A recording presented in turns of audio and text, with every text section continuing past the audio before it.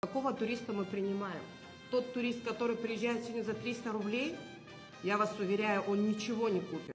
Вот если бы мне хотя бы вот месяц назад кто-нибудь сказал про Ролтон и Доширак, что они будут просто в топе, плюнула бы прям, не задумываясь, сказали, вы что, олени, что ли?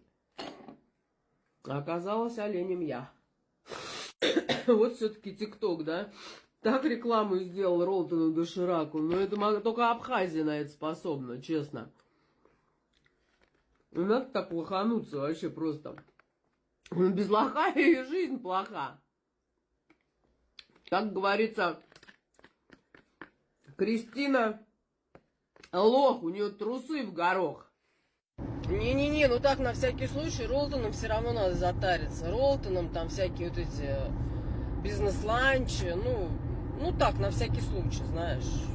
Всякое бывает. Это все-таки Абхазия, а вот не предугадаешь, что там может произойти.